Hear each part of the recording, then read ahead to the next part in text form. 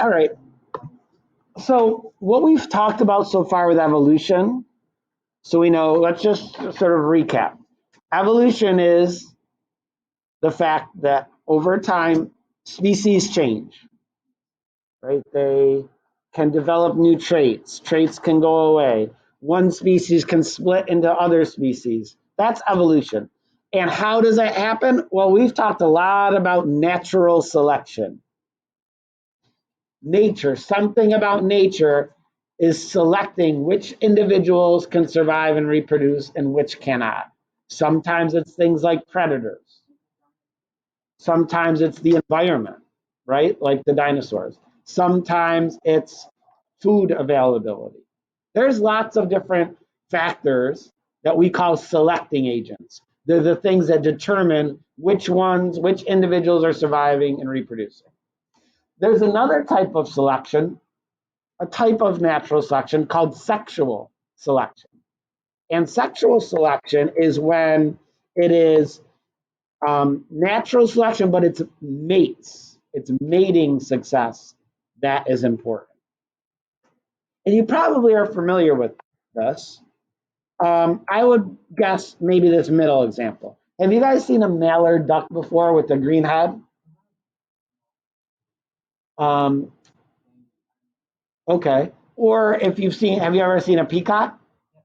Maybe it's like the Utica Zoo? Yeah, they have them at the Utica Zoo just walking around, right? The peacock, that's actually the male. The one you see with the huge tail, that's the male. No, there's also peahens. Those are the females. They don't look like the peacock much. They don't have the bright blue color. They don't have a giant tail. So they're kind of like grayish tan. So here's some other examples. This is a wood duck. Yeah, that's the wood duck. Next to it is also a wood duck. Which one's the male? Oh, it says it, I guess. The colorful one's the male. This is a wren. The male is this beautiful blue color. The female is kind of just whitish, grayish. This is, hold on one second, so I'll answer your question. This is an example of sexual selection. Why are the males in all of these bright and big tails and things like that? Okay.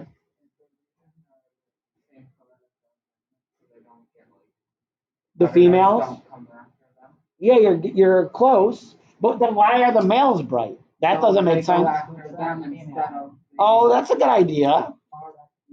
Yeah, but their coloration is to attract the females. So females will choose which male to mate with based on the color. In peacocks, the size of their tail.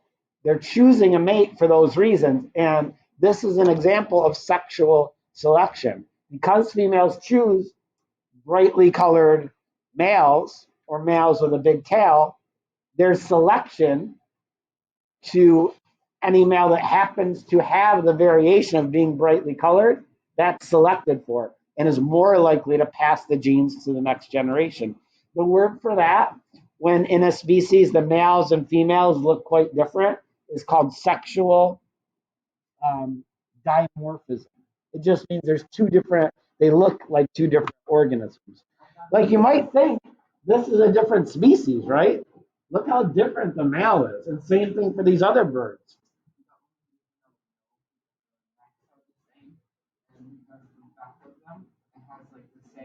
Yeah. Yeah, they're overall the same like shape and size and so forth. Yes. Here's some other examples. Lions, right? A male lion has the big mane. The female lion doesn't. Deer, male deer have antlers, right?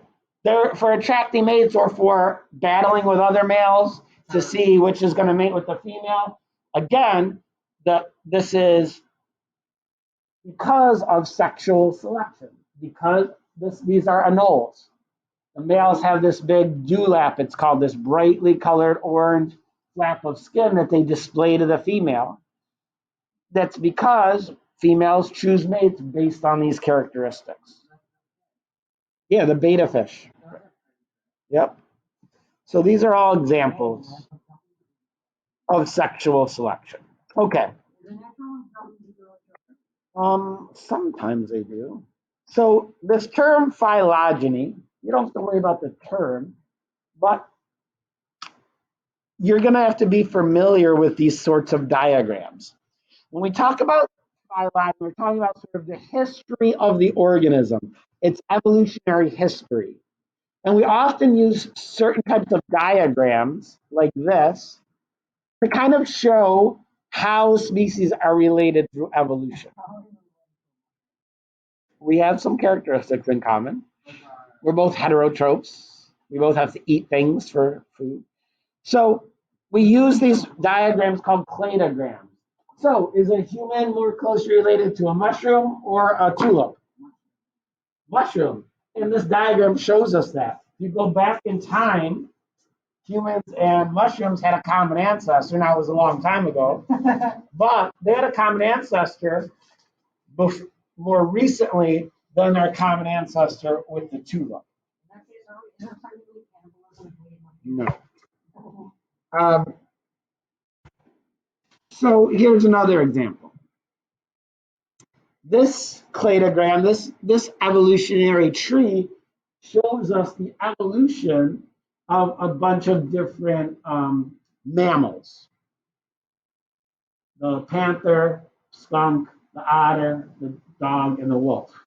And so by looking at this diagram and seeing the connections, I can ask you some questions.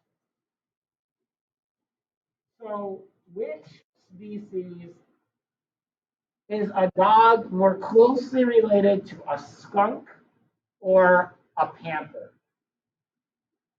Is there?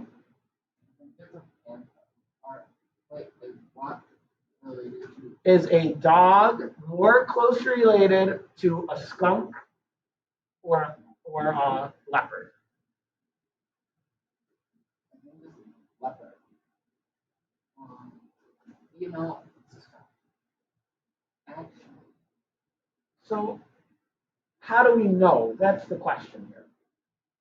So I'm asking about the dog, right? The dog, the skunk, and the leopard.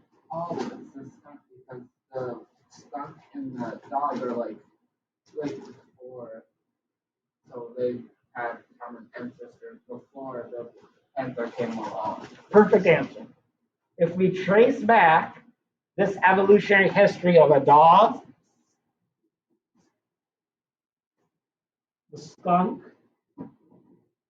and the panther, the question we have to ask is, which did the dog have a common ancestor with most recently? Kind of, yeah.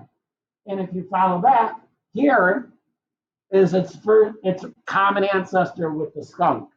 We have to go back farther in time to get its common ancestor with the leopard. So it's more closely related to the skunk. But what's it most closely related to, Cade? The dog. Yeah, the wolf and the dog, you only have to go back a little ways to find their common ancestor.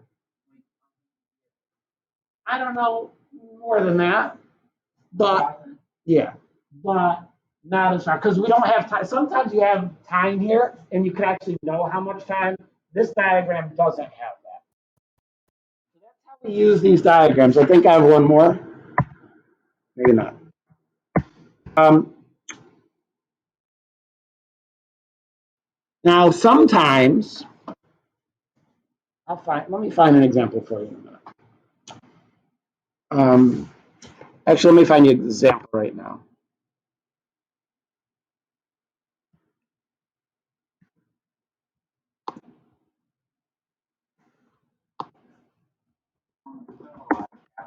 Yeah. Okay. So, like, if we look at here,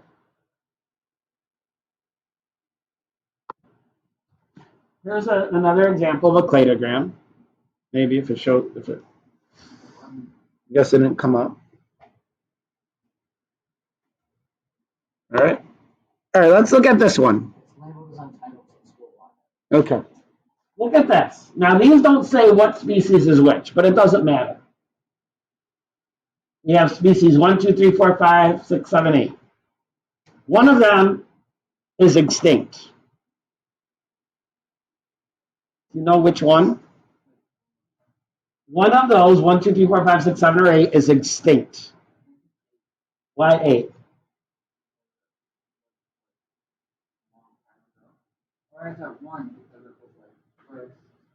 How about it's neither? Nope. Are you just guessing? Yes. All right, give me a reason. It's 6. 6 because there's no other just 6 because it doesn't reach the top. It doesn't reach. This would be today. The species we have. It dies out before getting to modern times. Correct. Here's another example. So tell me the difference between the yellow and the red dots.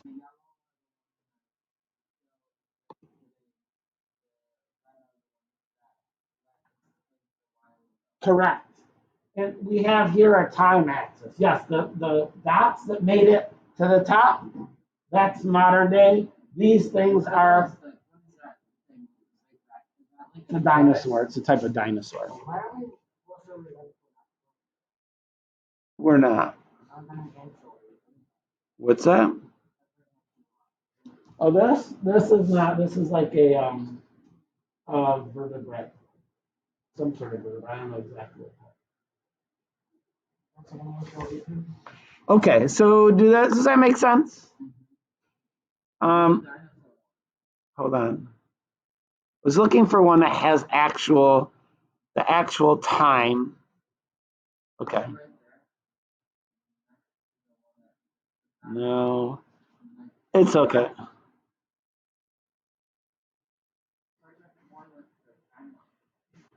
All right, let's see.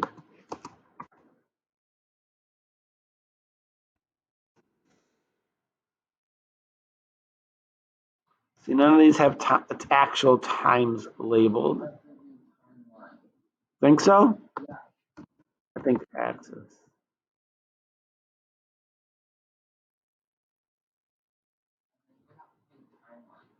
All right, I'll see.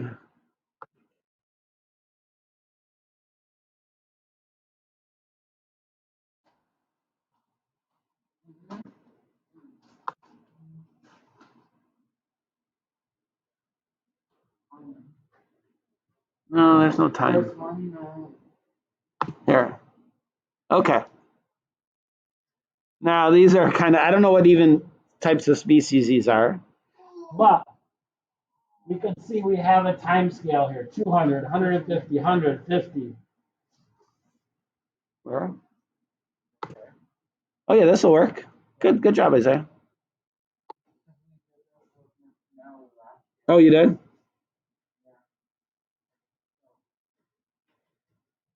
Okay. Look at this one. These are human ancestors. Homo sapiens. This is us right here.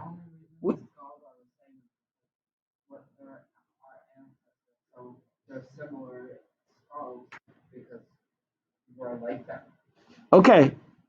This is the Neanderthal and a human, modern human. How long ago did they have a common ancestor?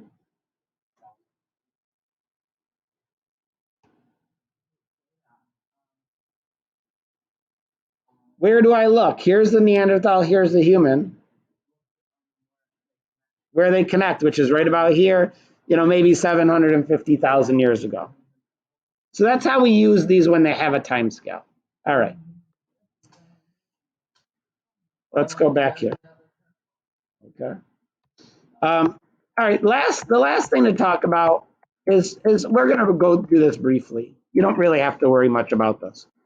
But when we think about life on Earth and how life evolved on Earth, we can go back and sort of look throughout the history of the Earth. And one of the most famous experiments that was done have it? I thought I had. Oh yeah, here it is. These scientists did an experiment. Miller and Urey. They won a Nobel Prize for it.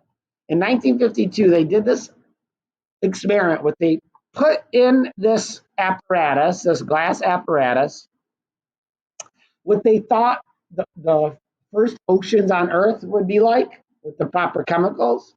They made put some air in there that had a mixture of gases, like they think there was on the early Earth, and they added electricity to simulate lightning. What they found is that when they put in this mixture just simple compounds, when they ran it and added the electricity, these simple compounds assembled into more complex compounds. They didn't get life, but they got things like nucleotides and molecules that you need for living things. They produce amino acids. We know the first life on Earth was about 3.5 billion years ago. It was bacteria, things you couldn't even see. Bacteria living in the oceans. And at first, in the Earth's atmosphere, there's no oxygen at all. But one group, yes, exactly, Isaiah. The bacteria eventually they evolved to be able to do photosynthesis.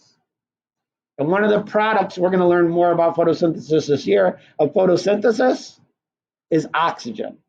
And so once these photosynthetic bacteria evolved, they released oxygen into the atmosphere, and that's where our oxygen came from. Over time, complex cells evolved that had organelles in them. Then cells evolved to be multicellular. Up until this point, everything was a single-celled organism. They evolved to become multicellular, evolved into invertebrates like sponges and worms and things. Eventually, plants evolved from some of those invertebrates, and vertebrates evolved. Eventually, animals and plants moved on to land, and things like birds and mammals eventually evolved.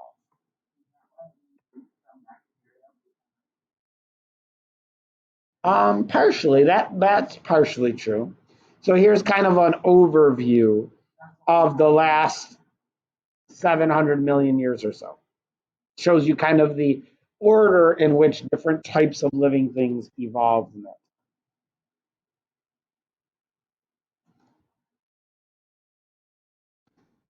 All right. Any questions about that? That's the end of our evolution note.